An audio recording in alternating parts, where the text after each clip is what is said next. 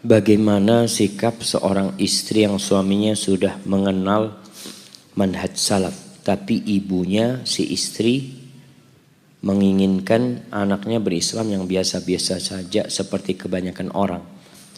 Jika istri mengikuti suaminya, bapak ibunya membenci anaknya. Jamaah, kita ini Islam jangan yang aneh-aneh lah. Jangan yang biasa-biasa aja. Gimana Islam? Islam yang standar. Islam itu ada standarnya. Jangan dikurangin, jangan ditambahin. Yang berlebih-lebihan menyimpang. Yang kurang juga menyimpang. Terus gimana Islamnya? Itu sudah seperti Islamnya Rasulullah SAW. Pada waktu itu, di surat Al-Baqarah, ketika Allah menceritakan tentang orang-orang munafikin. Orang munafik itu ada jamaah yang sholat di belakang Nabi. Jadi makmumnya Nabi SAW. Munafik jadi makmumnya Nabi. Jangan dipikir yang hadir di masjid ini semuanya Islam beneran jamaah. Di masjid Nabi aja pentolan orang-orang munafikin ada. Wa idza qila lahum aminu kama amanan nas. Apabila dikatakan kepada mereka, berimanlah kalian seperti berimannya manusia, itu biasa-biasa aja lah, seperti berimannya para sahabat Nabi. Nggak usah neko-neko Islamnya. Aminu kama amanan nas. Siapa manusia yang ada pada waktu itu? Para sahabat Nabi. Apa kata orang-orang munafikin? Qalu anu'minu kama amanas sufaha. Apakah kita mau beriman seperti berimannya orang-orang tolol? Wallahi mereka mengklaim Islamnya para sahabat, Islamnya orang-orang tolol, orang-orang goblok. Anu'minu kama amanas sufaha. Safih ini bukan jahil lagi jamaah, sudah di atasnya jahil. Ala innahum humus sufaha walakin la ya'lamun. Kebanyakan mereka itulah orang-orang bodoh, orang-orang goblok kata Allah. Allah yang mengatakan, tapi nggak tahu, nggak sadar mereka aja. Jadi anti Islamnya yang biasa-biasa aja, yang standar. Standarnya qala Allah, qala Rasul, yang diamalkan sama sahabat Nabi, selesai. Jangan ditambahin, jangan dikurangin. Bagaimana sekarang menyikapin orang tua? Bagi para orang tua yang telah menikahkan putrinya, jangan intervensi di rumah tangga putrinya. Ketika orang tua menikahkan putrinya, dia jabat tangan menantunya, calon menantunya. Lalu dia bersyahadat, lalu dia bertahmid memuji Allah, lalu mengatakan, ya fulan ibn fulan, uzawwijuka ala ma amarallahu bihi min imsakin bima'rufin aw tasrihim bi ihsan. Ya fulan bin fulan zawwajtuka wa ankahtuka binti fulana bimahar 100,000 rupiah halan. Ketika orang tua mengatakan itu, lalu menantunya menyambut qabiltu, selesai sudah. Ada peralihan tanggung jawab. Engkau serahkan putrimu kepada dia. Surga dan neraka itu perempuan di suaminya sekarang. Rasulullah SAW mengatakan kepada seorang sahabat wanita ketika datang ke rumahnya, lalu ditanya, adzatu zaujin anti? Apakah kamu punya suami? Iya ya Rasulullah SAW. Gimana sikapmu kepada suamimu? La aluhu illa ma'ajistu. Aku tidak pernah tidak melayani dia kecuali yang aku tidak mampu. Lalu Nabi SAW mengatakan, unduri aina anti lahu, fa innama huwa jannatuki au naruki. Engkau lihat bagaimana sikapmu kepada istrimu, dia itu kepada suamimu. Bagaimana sikapmu kepada suamimu, dia itu surgamu atau nerakamu.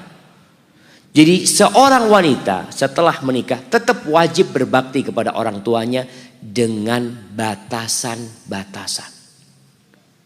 Kenapa kok ada batasannya? Karena dia sudah jadi istri orang. Yang dia tidak boleh keluar rumah kecuali izin sama suaminya, bukan sama bapak atau ibunya. Kalau ibunya bilang, nah ibu kepingin kamu di sini, apakah antum bisa keluar tanpa izin suami? Nggak bisa perempuan. Katakan, iya ibu, ana mau izin sama suami. Mudah-mudahan boleh ibu. Merayu suaminya, ketika nggak boleh karena suami ada acara, telepon ibunya. Ibu mohon maaf ibu, nggak bisa ibu. Bapaknya ambil telepon. Nah, kamu kok jadi anak durhaka sekarang setelah menikah? Sampaikan kepada ayah, bukankah ayah yang nyerahkan aku sama dia? Ayah yang nyerahkan aku sama dia. Ayah yang ngawinkan aku sama dia. Kalau orang tua tidak ingin itu anak nurut sama suaminya, jangan pernah dinikahkan putrinya. Taruh di rumahnya. Tapi ketika engkau nikahkan, kesian itu anak perempuan kalau ada dua pemimpin. Dia harus taat sama bapak, taat sama suami. Bagaimana hidup dia? Kalau taat sama bapaknya dimarahin sama suaminya. Taat sama suaminya dimarahin sama bapaknya. Maka dalam Islam seorang wanita yang sudah menikah, dia wajib taat sama suaminya. Sama bapaknya, ya taat selama tidak bertentangan dengan perintah suaminya. Dia minta izin, nggak bisa seenak. Kadangkala orang tua, ketika anaknya menikah sama suaminya disuruh berhenti kerja. Sudah ngomong, dek, udah ya, nggak usah kerja. Aku yang akan jadi tulang punggung keluarga. Aku harap engkau ngurusin rumah dan anak-anak. Bapaknya marah, mengatakan nggak boleh berhenti kerja. Ya Allah. Seharusnya engkau tidak nikahkan itu perempuan. Taruh di rumahnya, suruh kerja. Tapi ketika engkau sudah nikahkan, dia punya kehidupan sendiri. Dia punya suami. Dia punya anak-anak. Maka pedulilah jamaah dengan masalah ini. Jadi Islamnya yang biasa-biasa aja. Jangan berlebihan kemudian menjadi radikal. Dan jangan kurang sehingga menjadi liberal. Jadilah Islamnya Islam pertengahan. Pertengahan itu ya Islamnya Nabi SAW. Jangan merasa Islam Indonesia lebih baik dari Islamnya Nabi. Oh kita punya Islam model baru Ustaz, lebih bagus dari Islam yang ada di Arab. Yang ada di Arab itu Nabi loh. Yang ada di Arab itu Abu Bakar, Umar, Utsman, Ali. Jangan merasa lebih baik. Oh Islam di tempat kita lebih santun. Lebih santun Nabi daripada kita. Allah tahu di mana nabinya diutus, bukan dari orang Indonesia, dari orang Arab. Allahu a'lamu haitsu yaj'al risalata. Kita nggak usah neko-neko, Islamnya biasa-biasa aja, biasa-biasa aja. Nggak usah Islam Malang, Islam Jawa, Islam Sumatera, jadi Islam Nusantara nantinya. Jadilah Islam biasa, Islam biasa. Kita ini satu saudara, jangan mau dikecilkan umat Islam. Kita ini sama Islam Australia sama. Sama Islam yang ada di Amerika sama. Sama Islam yang ada di Afrika sama. Mereka satu saudara. Dan Islam kita adalah Islamnya Rasulullah SAW. Islamnya para sahabat Nabi. Cukuplah. Gak usah embel-embel itu sehingga mengkotakkan umat Islam. Walaupun Ustaz ini ada mungkin salah paham Ustaz. Iyalah kita Islamnya Islam yang biasa-biasa. Maka kalau anti tanya sama orang tua. Iya ibu aku mau Islam yang biasa-biasa. Ketika ditanya antum kok sekarang pakai jilbab panjang? Iya, biasanya istri Nabi pakai kayak gini. Iya, sampaikan biasa ini nggak aneh bu, ini biasa. Kalau bicara kebanyakan manusia jamaah, Allahu Akbar. Di beberapa tempat itu, terus serang jamaah. Di beberapa kampung yang aneh itu sedih. Sampai pernah satu teman berangkat ke ustadz yang ada di sana. Ada pesantren dekat sungai. Itu jamaah masyarakat kampung kalau mandi di sungai telanjang. Biasa. Mau ikut Islam yang biasa kayak gitu. Itu datang teman ini ke ustadznya. Ustadz, bukankah ini sesuatu yang dibenci sama Allah? Ustadznya tahulah ilmunya. Atau iya, memang gak boleh sebenarnya. Tapi ya gimana, udah biasa orang-orang kayak gitu. Oh, kalau biasa dibiarkan. Itu yang terjadi, rusak agama Allah ini akhirnya jamaah. Barakallahu fikum. Dan anti hafal, anti tetap berbakti sama orang tua. Mohon maaf sama orang tua. Orang tua benci gak apa-apa. Yang penting Allah ridho. Yang penting Allah ridho. Kalau urusan agama kan tadi gak boleh kita taat sama orang tua dalam kemaksiatan. Ustadz, saya memiliki orang tua yang sudah broken home. Dan ibu saya seorang mu'allaf. Tetapi sekarang murtad. Bagaimana cara saya mendakwain beliau untuk kembali ke agama Islam? Wallahi jamaah, kita tahu diperbolehkan menikah dengan wanita ahlul kitab, walaupun dia nggak masuk Islam. Tapi kewajiban suami tatkala itu besar. Dia punya kewajiban mendakwain Islam kepada istrinya, menjaga anak-anaknya juga. Dan ada orang-orang yang masuk Islam hanya karena menikah.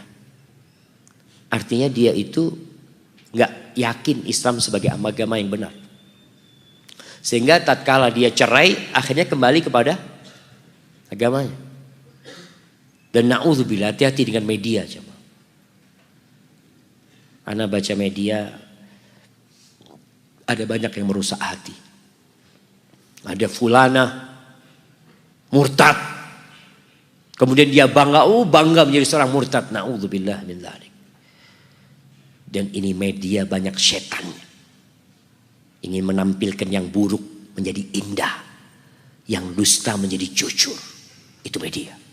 Maka sekarang tugas antum ketika ibu antum murtad, antum harus tetap berbakti. Caranya gimana? Wasahibhuma. Ingat, sahibhuma. Di sini antum harus dekat sama ibu, harus menemani ibu. Soalnya kalau jarang-jarang ketemu ibu susah. Tapi kalau bisa tinggal dekat sama ibu, tiap hari ketemu sama ibunya. Tunjukkan keindahan Islam. Sampaikan kepada ibunya tentang agama Allah ini. Abu Hurairah itu punya ibu yang Nasrani. Ibunya Abu Hurairah Nasrani. Ikut hijrah ke Madinah. Hidup bersama Abu Hurairah. Itu subhanallah, di rumah kelakuan ibunya na'udzubillah min dzalik. Suka mencaci Nabi Muhammad sallallahu alaihi wasallam. Tapi Abu Hurairah dengan akhlaknya dia terus berbuat baik. Disakiti sama ibunya. Dia datang kepada Nabi SAW. Nabi berpesan, tetap berbakti sama ibumu. Sampai suatu hari dia mendengarkan kata-kata yang buruk dari ibunya. Nggak tahan Abu Hurairah ini. Kata-kata buruk mencela Nabi Muhammad SAW. Abu Hurairah keluar dari rumahnya. Dia datang menjumpai Nabi SAW. Ya Rasulullah, ud'ullaha li ummi Abi Hurairah. Wahai Rasul, doakan buat ibunya Abu Hurairah. Nabi angkat tangan mengatakan, Allahumma hdi umma Abi Hurairah. Allahumma hdi umma Abi Hurairah. Allahumma hdi umma Abi Hurairah. Ya Allah, berikan hidayah kepada ibunya Abu Hurairah. Abu Hurairah pulang. Ketika dia ketuk pintu mau masuk rumah, kata ibunya, ala rislik, tunggu dulu. Tunggu dulu kok. Ibunya lagi mandi.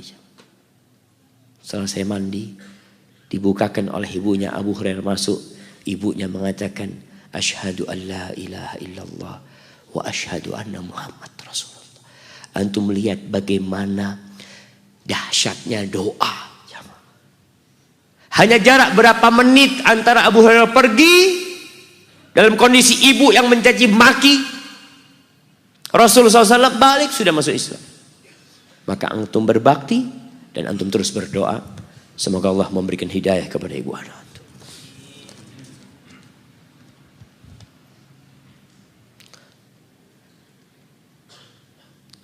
Bagaimana dengan ortu yang menyuruh anak-anaknya untuk pulang kampung semua? Akan tetapi jawabnya, pengalaman yang telah lalu, jika pada kumpul justru tengkar dengan saudara-saudaranya. Kan berarti masalahnya ada di antum.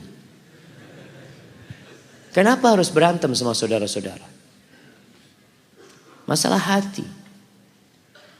Jadi pulang kampung bukan berarti tinggal satu rumah semua sama satu saudara. Karena memang kadang-kala di kampung itu jamaah kan satu rumah ada 3 keluarga, ada 4 keluarga ya. Sehingga ya gesekan itu lebih mudah. Maka jangan satu rumah.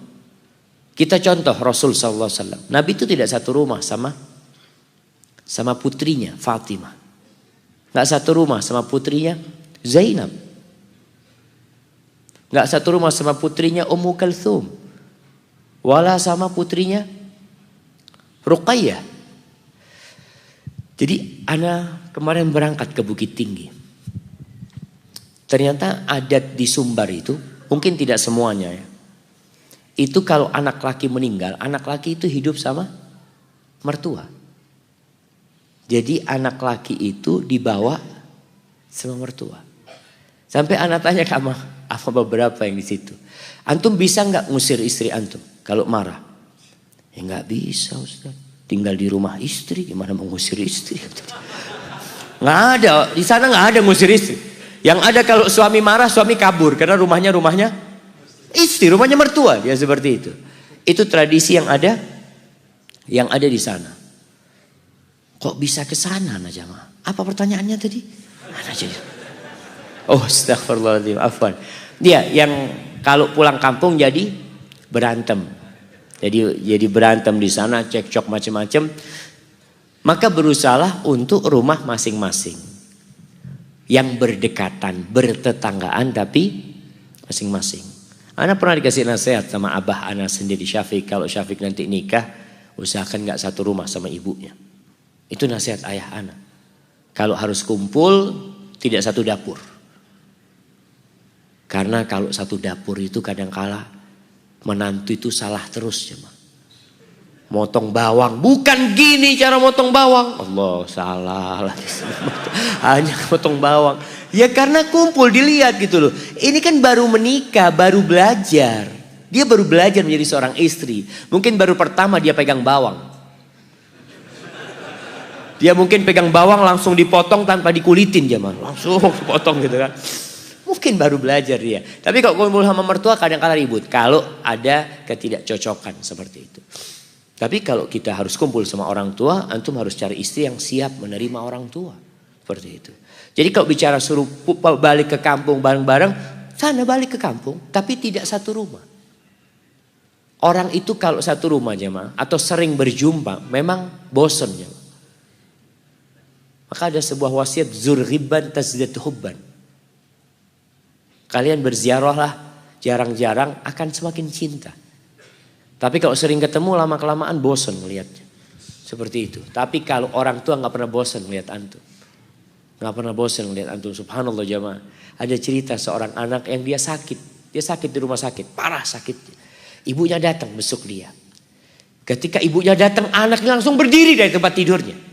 Dia berdiri, dia sehat seperti nggak sakit jamaah. Dia cumain gimana Umi, gimana ini itu macam-macam sampai ibunya pulang akhirnya. Ibunya pulang dia pingsan jamaah. Betul. Ketika dia bangun, dia ngomong, engkau tadi kenapa kok bela-belain untuk berdiri kata dia. Aku nggak ingin ibu aku ngelihat aku sakit kemudian dia sedih. Kata dia. Aku ingin tunjukkan buat ibu kalau aku nggak apa-apa.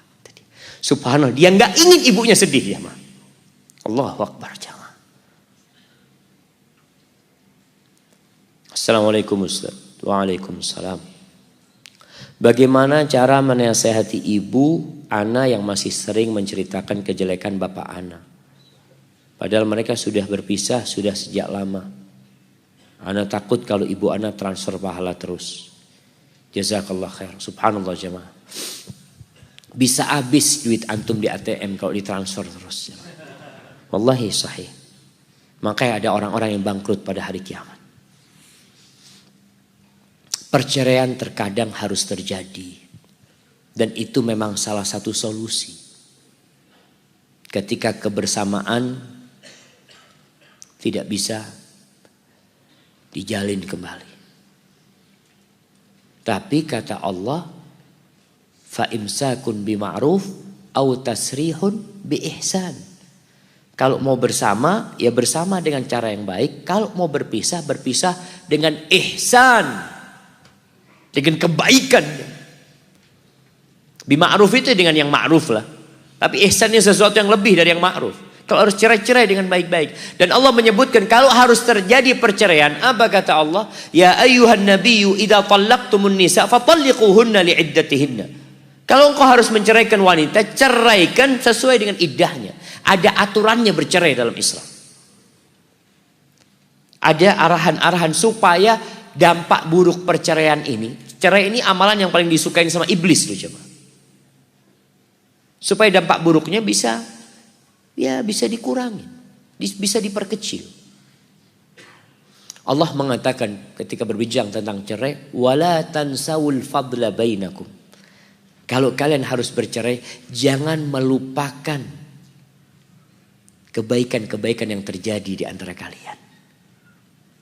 Kadangkala 10 tahun menikah lalu bercerai, itu suaminya gak ada baiknya.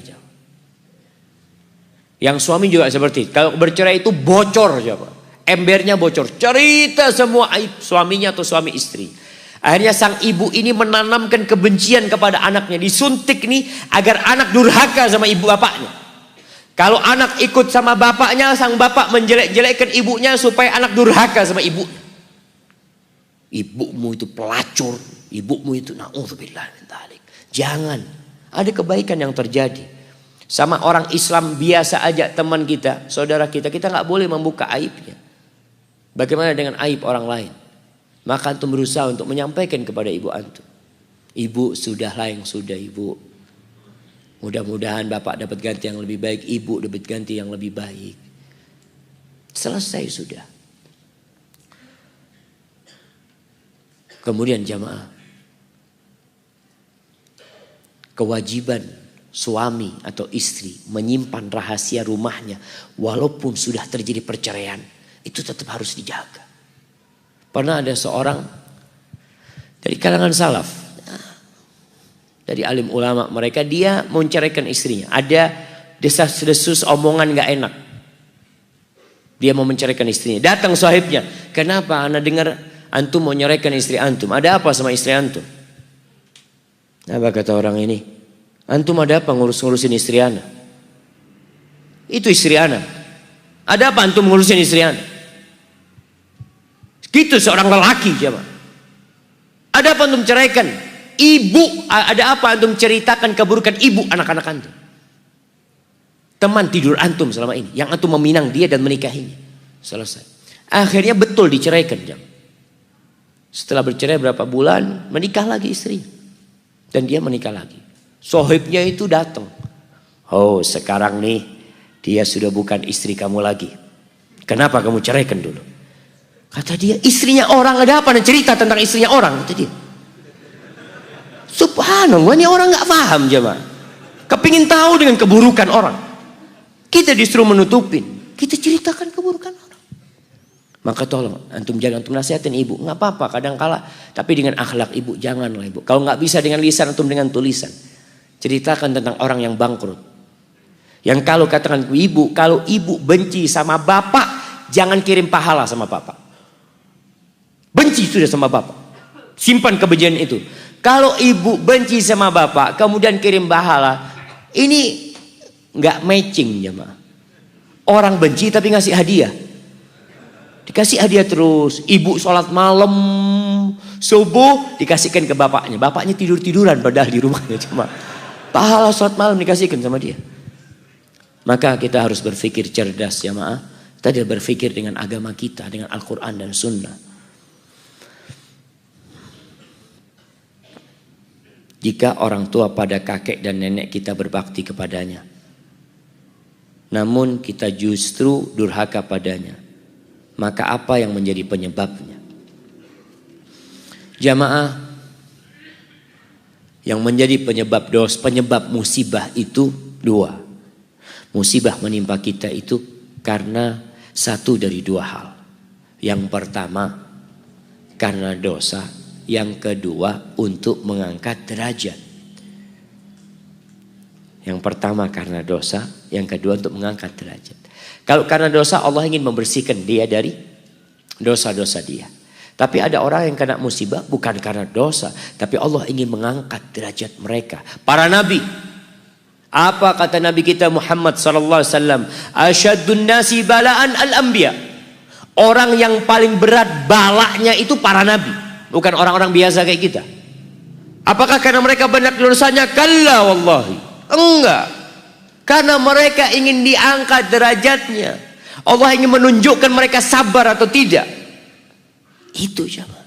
Jadi kalau dikatakan ya orang tua antum berbakti sama kakek nenek, kenapa penyebabnya kok anaknya durhaka? Wallahu a'lam. Antum mungkin nggak tahu, mungkin dulu waktu muda bapak antum durhaka. Mungkin. Sekarang kan antum masih muda, punya anak-anak durhaka mungkin. Wallahu a'lam bishawab. Bisa jadi karena dosa, bisa jadi karena Allah ingin mengangkat derajat orang tua antum. Dilihat kesabarannya. Antum lihat bagaimana kesabaran Nabi Yakub alaihissalam jamaah. Kira-kira Nabi Yakub berbakti enggak sama bapaknya Ishak? Berbakti. Pastilah jamaah, dia Nabi. Berbakti sama bapaknya. Tapi punya anak yang durhaka. Sampai Nabi Yusuf kemudian dibuang sama kakak-kakaknya. Apa penyebabnya? Ingin diangkat derajatnya. Maka antum husnudzon sama Allah. Dan kita ini kalau sama orang lain harus husnudzonnya. Kalau ngelihat orang lain sakit ya, orang lain hidupnya susah, waduh koyo ya ketusone, astagfirullahaladzim.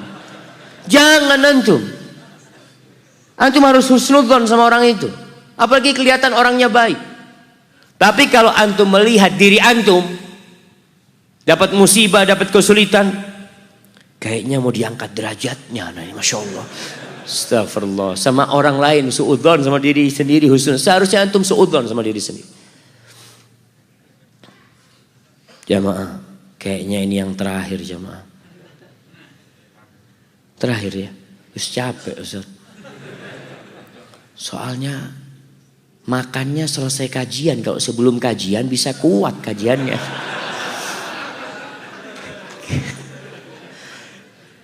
Ana tadi dengar katanya ada makanan kecil. Baru pertama aja jamaah. Biasanya Ana dengar ada makanan ringan. Ini makanan kecil. Gak tahu kayak apa kecilnya itu jamaah. Nanti antum lihat nanti yang kecil jamaah. Ya antum harus nerimo hidup ini jamaah. Tunggu anak-anak pilih pertanyaan, banyak pertanyaan yang mirip jamaah.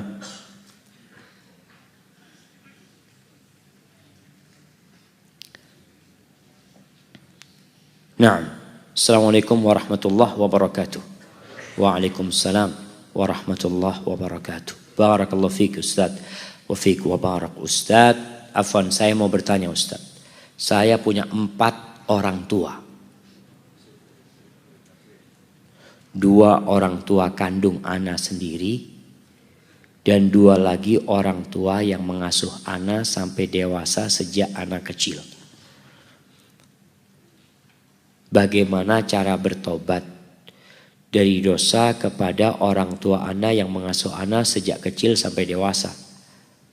Tapi beliau sudah meninggal apa sudah meninggal? Di saat ana masih alia kelas 2. Dan di saat itu ana masih sering buat mereka nangis karena akhlak ana yang sangat buruk. Dan setelah ana dapat hidayah, sekarang ana hanya menangis saja mengingat itu semua. Dan sekarang orang tua kandung ana masih hidup. Ketika mengingat dan mendengar ceramah Ustadz di YouTube, ditambah sekarang ana jadi rindu sama mereka. Ana ingin bertemu mereka. Tapi sekarang saya masih kuliah di Malang. Sedangkan orang tua ana di timur yang jauh di sana. Bagaimana cara ana berbakti kepada mereka yang jauh di sana dan yang udah meninggal? Subhanallah jamaah. Kita itu berbakti sama orang tua bukan pura-pura berbakti. Artinya kebaktian yang pura-pura itu kalau ada orangnya kita baik. Nggak ada orangnya kita buruk. Tapi dalam Islam tidak. Mau ada orangnya, nggak ada orang tuanya, nggak ada orangnya, kita tetap berbakti. Cuma bagaimana kebaktian kita? Kalau tadi buat orang tua asuh, dia punya orang tua asuh. Maka ketahuilah bahwa Nabi SAW mengatakan, Man sana'a ilaikum ma'rufan fakafi'uh. Barang siapa yang berbuat baik kepada kalian, hendaklah kalian membalasnya. Balas kebaikan orang yang berbuat baik kepada kita. Kita punya kewajiban membalasnya. Kalau kalian nggak punya sesuatu yang bisa membalasnya, maka katakan jazakallah khairan. Sekarang orang tua asuh antum sudah meninggal dunia. Maka tugas antum adalah banyak mendoakan. Banyak mendoakan. Kalau antum dekat kuburannya, antum ziarah ke kuburnya. Itu orang yang kita kenal di dunia jamaah. Kalau kita ziarah ke kuburannya, Dalam sebuah hadis yang disahihkan oleh Syekh Albani rahimahullahu taala, orang itu akan kenal sama kita. Kita kalau datang menziarahi kuburan ayah kita, bukan ayah kita, siapa saja yang kita kenal di dunia, lalu kita datang mengatakan assalamu alayka warahmatullahi wabarakatuh, dia akan tahu kita berkunjung. Itu alam gaib yang hanya Allah yang tahu. Antum kunjungin kuburannya dan antum doakan orang tua asuh antum. Dan terus antum menjalin hubungan baik dengan orang-orang yang dicintain sama orang tua asuh antum. Supaya mereka mengenal kebaikan orang tua antum dan mendoakannya juga. Antum punya sedikit kelebihan rizki, antum mau bersedekah buat orang tua asuh antum, buat siapapun boleh kita coba. Buat orang yang meninggal dunia.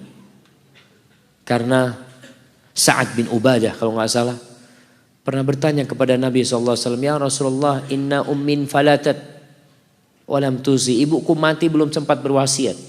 Afayanfa'uha idza tasaddaqtu anha, kira-kira bermanfaat enggak kalau aku sedekah buat dia? Tasaddaq anha. Oh silahkan sedekah buat dia.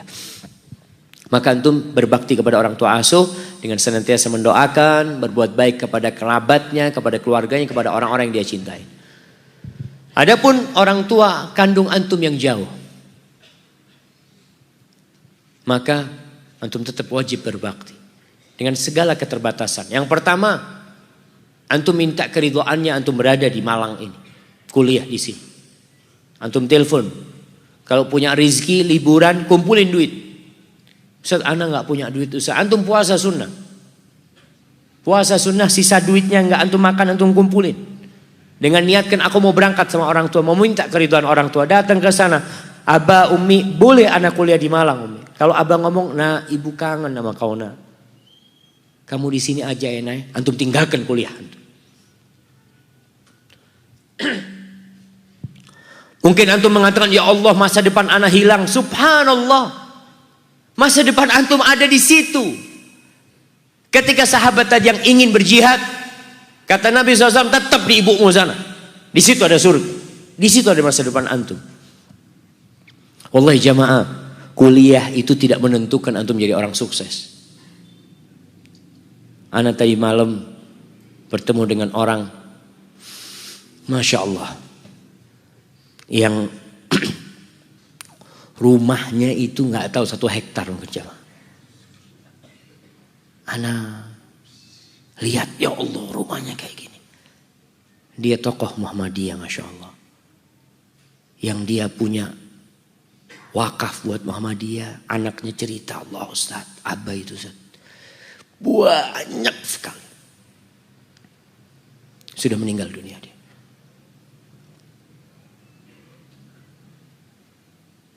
Kenapa anak cerita ini? Anak kok jadi lupa jangan. Astagfirullah. Kalau orang lapar ini kayak gini jangan. Jadi sudah wis. Subhanallah. Ana izin minum dulu jangan.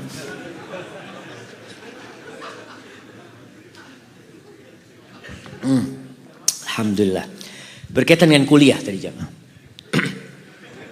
Orang tuanya ini dia sekolah di Gontor nggak lulus kata dia. Kuliah semester pertama berhenti. Berhenti dia. Semester pertama apa kedua dia berhenti kata dia. Kata bapaknya ngomong, alhamdulillah nak, bapak berhenti. Kalau kuliah nggak tahu jadi apa bapak. Mungkin jadi pegawai aja bapak kata dia. Dengan berhenti kuliah, jadi pengusaha. Jadi jangan berpikir antum kalau kuliah itu rizkinya lebih banyak jamaah. Ada satu orang, Masya Allah, ada seorang Pak Haji. Dia itu baca tulis nggak bisa. Tapi pegawainya S2, S1, Masya Allah jemaah. Dia ini yang punya nggak bisa baca tulis. Karena rezeki itu tidak kenal dengan kuliah. Antum pikir profesor ahli ekonomi itu rezekinya lebih banyak daripada yang lulusan SD? Nggak ada. Rezeki itu tidak bergantung sama ilmu. Tidak dengan, ya antum belajar ilmu. Tapi untuk diamalkan dalam kehidupan ini. Karena kalau kuliah anak terus terang anak banyak kecewa dengan lulusan kuliah. S1 pertanian, kerjanya di administrasi. Loh, kok iso anak ngomong? Nanem apa antum di kantor? Antum bisa lihat negeri kita ini jemaah pertanian, Masya Allah kalah sama Thailand. Padahal ada IPB. IPB itu dulu diplesetkan. Karena kebanyakan lulusan IPB itu kerja di bank. Institut Perbankan Bogor. Sampai diplesetkan seperti itu. Karena orang nggak mau ke sawah. Orang nggak mau menanam jamaah. Maka kalau bicara kuliah, lihat antum kuliah. Antum bener nggak? Kuliah ini memang ilmu yang antum pelajarin akan antum praktekkan dalam kehidupan antum. Kalau ternyata enggak Ustaz, cuma butuh ijazahnya Ustaz. Karena daftar kerja harus pakai ijazah. Jadi ilmunya nggak ada gunanya. Karena memang dia dari awal cuma mau dapat ijazah. Maka tolong tadi antum kalau orang tua ngomong antum pulang kampung nak. Antum mungkin berpikir ya Allah kerja apa di kampung ya. Wallahi bisa jadi antum dengan berhenti kuliah antum jadi pengusaha yang akan lebih sukses daripada teman antum. Nanti antum ketemu sama sohib antum yang doktor, antum lulus kuliah ndak dilihat sohib antum masih pakai motor, antum sudah pakai Mercy. Masya Allah. Wallah kalau rizki tadi yang sampaikan jangan takut. Kalau antum berbakti sama ibu antum, bapak antum, salah satu janji Allah rizkinya dilancarkan, umurnya ditambahin. Kalau ibu antum mengatakan nggak boleh nak silahkan kau kuliah, ya sudah antum kuliah tapi sering telepon sama orang tuanya, tanya sama orang tuanya, jangan pelit-pelit. Banyak kan anak kuliah ini kapan SMS orang tuanya? Kapan? Akhir bulan. Ayah fulusnya sudah tipis. Allahu Akbar. Jangan, antum nggak bisa ayah fulus jangan dikirim, aneh yang kirim fulus. Masya Allah, itu yang diinginkan orang tua jamaah. Itu yang bisa anda sampaikan. Masih banyak pertanyaan yang belum bisa dijawab jamaah. Ada sebuah aplikasi baru namanya Halo Ustad. Itu aplikasi anda rasakan manfaatnya ya. Jadi buat teman-teman yang ada pertanyaan yang mungkin gak dijawab, bisa telepon Ustad langsung lewat aplikasi tersebut. Kalau Ustadnya online. Kalau gak online gak bisa jawab. Ada banyak Ustad di aplikasi itu, mudah-mudahan ya bisa menjadi solusi untuk pertanyaan-pertanyaan yang mungkin gak bisa dijawab. Apabila yang anda sampaikan benar itu dari Allah Jalla Jalaluh. Kalau ada yang salah dan kurang berkenan itu dari diri anda pribadi, Allah dan Rasulnya terbebaskan dari kesalahan itu. Subhanakallahumma bihamdika asyhadu an la ilaha illa anta astaghfiruka wa atubu ilaik. Ana serahkan kepada takmir masjid sebagai pembawa acara. Wassalamualaikum warahmatullahi wabarakatuh.